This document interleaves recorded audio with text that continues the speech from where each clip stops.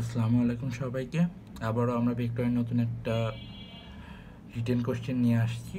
এই কোশ্চেনটা অনেক ইম্পর্টেন্ট, আমরা কোশ্চেনটা সমাধান করার চেষ্টা করি। আচ্ছা, কোশ্চেনে দেওয়া আছে যে স্রোত না থাকলে একজন লোক 4 মিনিটে সাঁতার কেটে সোজাসুজি 100 মিটার প্রশস্ত নদী অতিক্রম করতে পারে। স্রোত থাকলে সোজাসুজি পার হতে তার সময় লাগে 5 মিনিট। স্রোতের বেগ কত? স্রোত না থাকলে ধরি লোকের বেগ ধরি ভি, আর স্রোতের বেগ ইউ। দেওয়া আছে নদীর প্রশস্ত 100 মিটার। এখন স্রোত ছাড়ে এটা সোজাসুজি পার হয়েছে, অর্থাৎ সোজাসুজি লোকের বেগে পার হয়েছে। আর সময় দেওয়া আছে 4 মিনিট।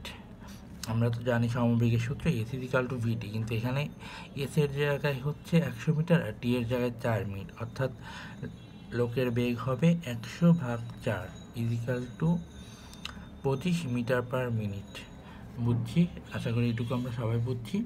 এবার যদি স্রোত থাকে তাহলে স্রোতের বেগ এই দিকে এবং ব্যক্তি যদি এই বরাবর তার সাঁতার কাটা শুরু করে, তাহলে ব্যক্তিটা অবশ্যই এই স্রোত এবং ব্যক্তির বেগের লব্ধি বরাবর যায়। কিন্তু এখানে বলছে স্রোত থাকলে সোজাসুজি পার হতে তার সময় লাগে,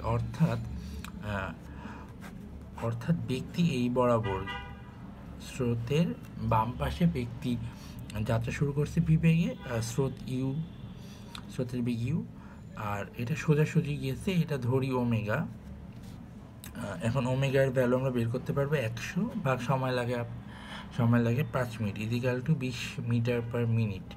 এই ওমেগা কিন্তু হচ্ছে লব্ধি বেগ। এবার এইটাকে যদি আমি একটু ভেক্টর রূপে দেখি, তাহলে এইদিকে ওমেগা যেটা হচ্ছে ভি ভেক্টর আর হচ্ছে ইউ ভেক্টরের লব্ধি। এখন ইউ ভেক্টরকে আমি এই বরাবর আনতে পারি, তাহলে কি হয়? ইউ ভেক্টর, এদিকে ওমেগা ভেক্টর, এদিকে ভি ভেক্টর। এখানে দেখা যাচ্ছে omega vector equal to V vector plus U vector. তারপরে লেখা যায় V vector equal to omega vector minus U vector. বুঝছি, এখানে আমি ভি ভেক্টর এই পাশে রাখলাম আর ইউ ভেক্টরকে এই পাশে নিলাম মাইনাস। এখন ওমেগা আর ইউ ভেক্টরের মধ্যবর্তী কোণটা কত? 90 ডিগ্রি। তাহলে এখন যদি আমি লিখি V square equal to omega square plus U square minus 2 U into omega cos, এদের মধ্যবর্তী কোণ 90 ডিগ্রি। কস 90 ডিগ্রি সমান কত? 0। তাহলে এইটুকের ভ্যালু 0। তাহলে V square equal to omega square plus U square. এখন আমাদের হাতে ওমেগার মান দেওয়া আছে, ভি এর মান দেওয়া আছে, আমরা আশা করি ইউ এর মান বের করতে পারবো।